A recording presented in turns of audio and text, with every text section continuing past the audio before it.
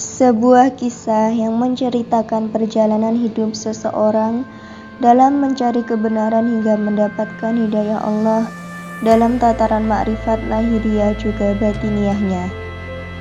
Saksikan sebuah drama yang berjudul Pencarian Jati Diri Sunan Kalijaga yang diperankan oleh Hendry sebagai Raden Said, Iqbal sebagai Sunan Bonang,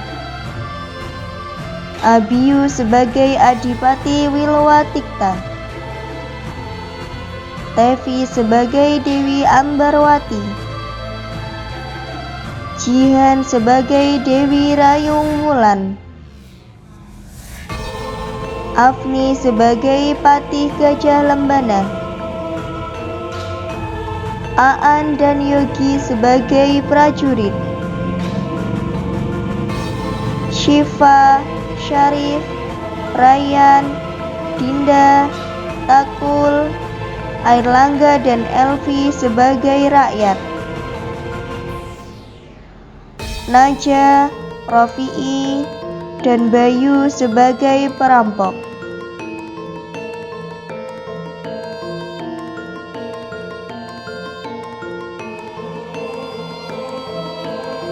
Kisah perang saudara yang berkepanjangan di Majapahit menyisakan penderitaan bagi seluruh rakyatnya. Penyakit dan kelaparan terjadi di mana-mana. Kadipaten Tuban, salah satu bawahan Majapahit, mau tidak mau terkena imbasnya. Kelaparan dan kematian hampir setiap hari selalu terjadi. Raden Said sangat prihatin dengan kehidupan masyarakat yang penuh kesengsaraan. Raden Said memang tidak merasakan langsung penderitaan tersebut karena dia merupakan putra adipati. Namun dia tidak tega melihat kesengsaraan rakyat, sehingga dia sering keluar istana untuk menolong rakyat yang kesusahan.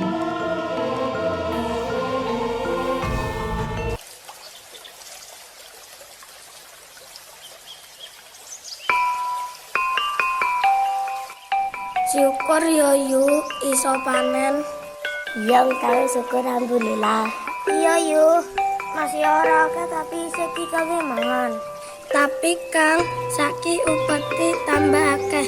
Piye yo Kang? Wis to Kang, pikir kuri ae.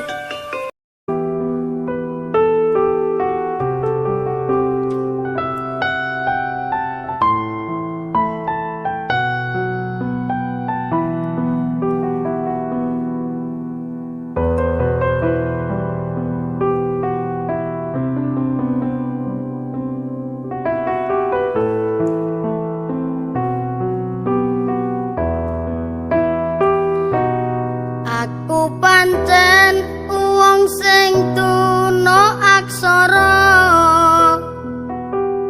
ora bisa nulis, ora bisa maca, nanging ati iki isih duwe rasa tresna kaya tumrape manungsa. Aku pancen wong cilik ra kaya raja, bisa mangan wae aku wis trima, nanging ati iki isih duwe rasa jroning paten satenane pengen kandha.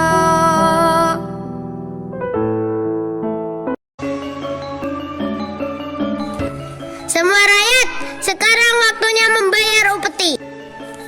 Ampun Tuan, hasil panen kita tidak terlalu banyak. Tidak peduli. Loh, ada apa ini? Ampun Raden, kami cuma menjalankan tugas menarik upeti. Lah, kenapa dengan cara memaksa seperti ini? Ampun Raden, kami cuma menjalankan tugas. Sudah kalau begitu, kalian pergi. Nggih Raden.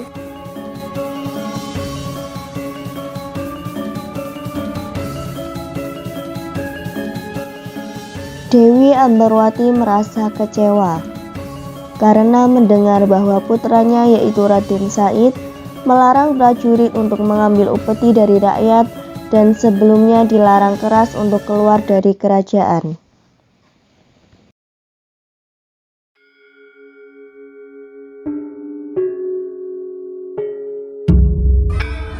Ibu tidak mengerti kenapa Ananda tidak betah di rumah. Apa masih ada yang kurang? Justru berlebih, Bu. Kalau tidak di rumah, lalu kemana? Keliling kampung, Bu. Tidak boleh. Ibu tidak ingin Ananda pergi ke kampung. Mau apa di sana? Ananda senang melihat pepohonan dan sawah yang kering, sungguh mengasihkan. Apa? Mengasihkan? Iya, Bu, kejadian-kejadian itu sangat melekat di perasaan Ananda. Cukup! Kenapa ini bisa terjadi, Bu? Apapun bisa terjadi, tapi dalam hal ini Ananda tidak perlu mengetahui.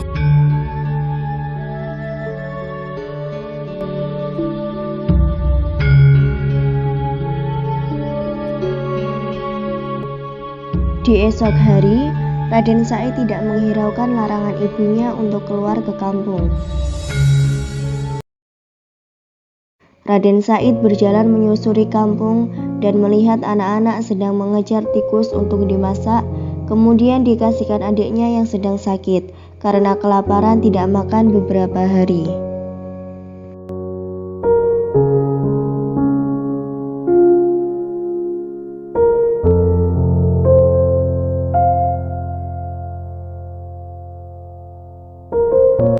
Bu, ini ada makanan buat adik.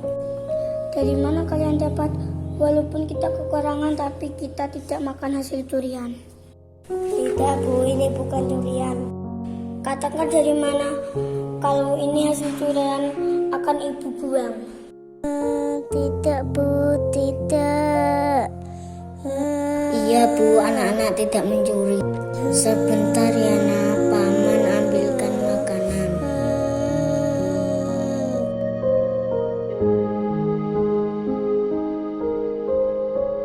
Raden Mas Said tergerak hati untuk menolong rakyatnya dengan mencuri bahan makanan dari lumbung kadipaten yang kemudian dia bagikan untuk rakyatnya. Lama-kelamaan perbuatannya tercium juga.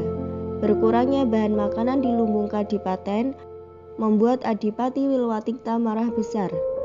Ia memerintahkan Patih Gajah Lembana dan para senopatinya untuk menangkap pencuri itu dalam keadaan hidup atau mati. Patih Gajah Lembana berhasil menangkap pencuri di lumbung pangan Kadipaten. Segera dihadapkan kepada Adipati Wilwatikta. Maaf Kanjeng Adipati, hamba datang menghadap. Gajah Lembana, apa ini pencuri istana Kadipaten? Daulat Gusti, benar ini pencurinya. Buka penutup wajahnya. Aku ingin tahu siapa orangnya.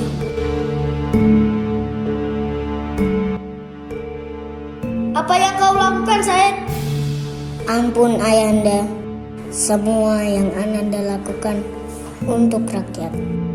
Apa Ananda salah menolong rakyat?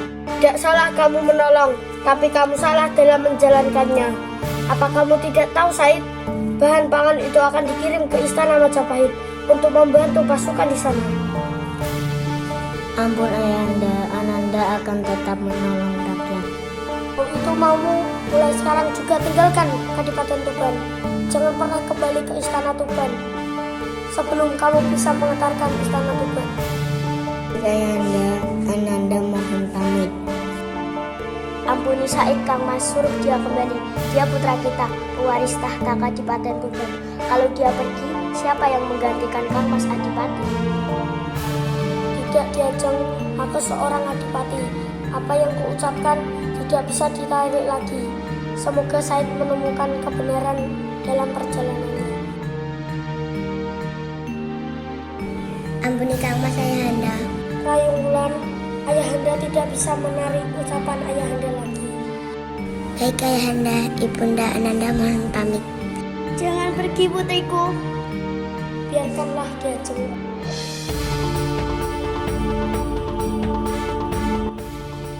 Perjalanan Raden Said setelah diusir dari Kadipaten Tuban sampai pada hutan lebat. Letaknya di perbatasan antara Kadipaten Tuban, Kadipaten Bojonegoro, dan Kadipaten Madiun. Orang sekitar menyebutnya dengan hutan Gelagah Wangi. Dari sini Raden Said merampas semua pajak atau upeti yang dikirim untuk kerajaan Majapahit. Dia dikenal dengan sebutan Berandal Lokajaya.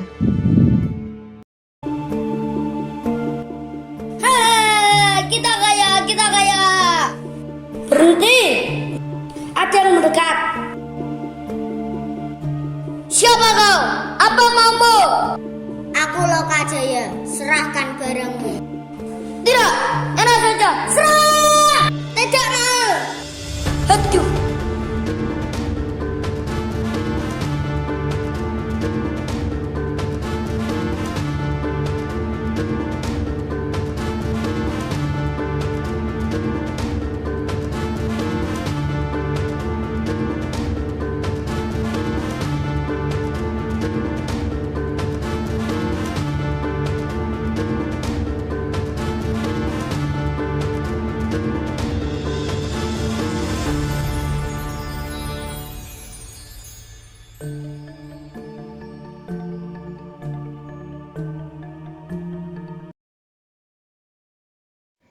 Semua hasil rampasan ia bagikan untuk rakyat yang kelaparan. Namanya menggetarkan Majapahit. Dia disanjung rakyat tapi dibenci punggawa kerajaan. Suatu hari melintas orang tua di hutan Gelagah Wangi. Lokajaya mengejar orang tua itu karena tertarik pada tongkatnya. Dengan napas terengah, Lokajaya berhasil menyusul orang tua itu.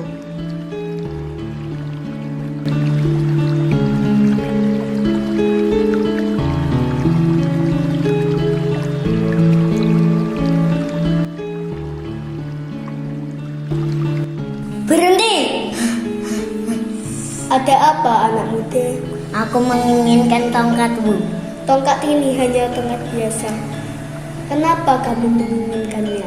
Untuk kubagikan kepada masyarakat yang membutuhkan. Niatmu untuk menolong itu bagus, tapi sayangnya caramu yang salah. Jika engkau menginginkan harta, lihatlah itu. Ambillah sesuatu.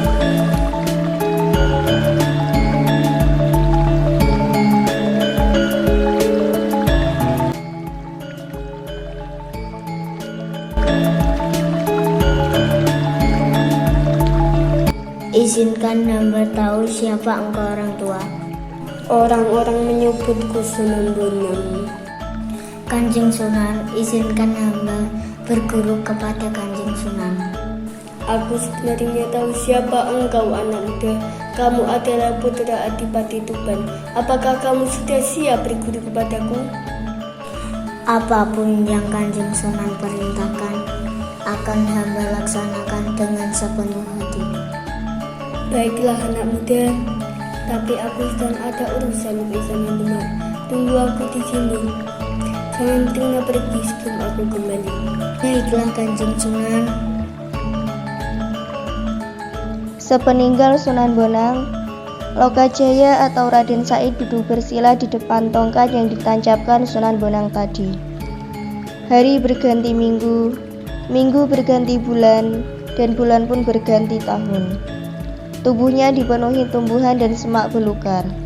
Tak terasa 3 tahun sudah Raden Said atau Lokajaya bertapa menunggu kedatangan Sunan Bonang. Suatu ketika Sunan Bonang melintasi wilayah itu dan baru teringat dengan Raden Said. Ketika Sunan Bonang datang ke tempat dulu ia menancapkan tongkatnya, Raden Said tidak terlihat.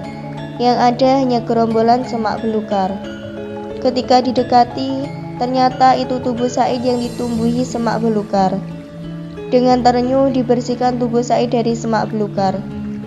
Sunan Bonang mencoba membangunkan Said dari pertapaannya, tapi Said tidak bisa dibangunkan dengan cara biasa. Dia tahu kalau Raden Said mendapatkan makrifat dari Allah, maka tidak ada cara lain untuk membangunkannya selain dengan lantunan azan. Barulah Raden Said terbangun dari tapanya.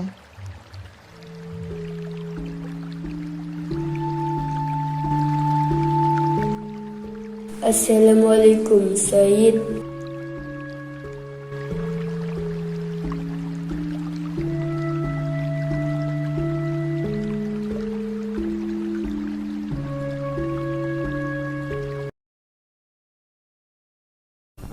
Allahu Akbar, Allahu Akbar,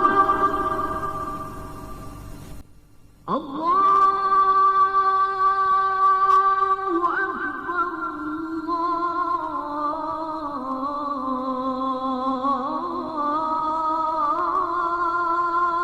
Allahu Akbar. Asyhadu an la ilaha illallah.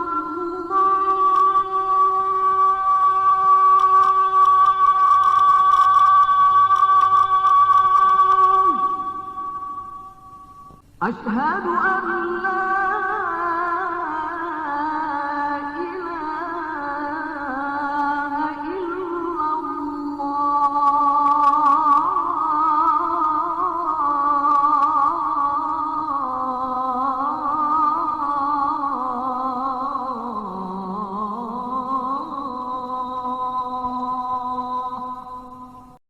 أشهد أن محمدا رسول الله.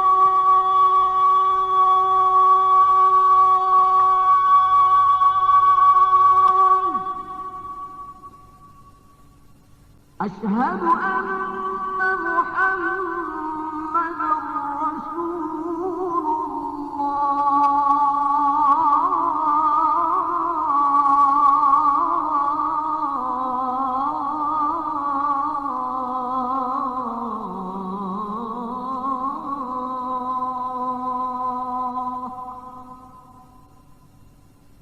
حي على الصلاة.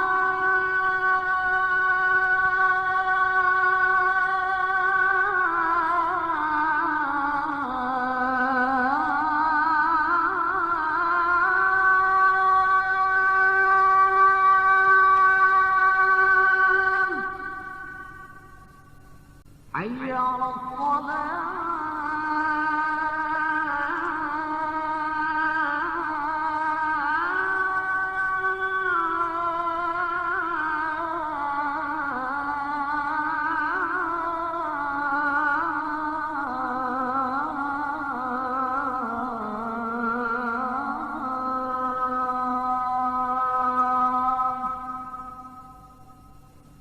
حي على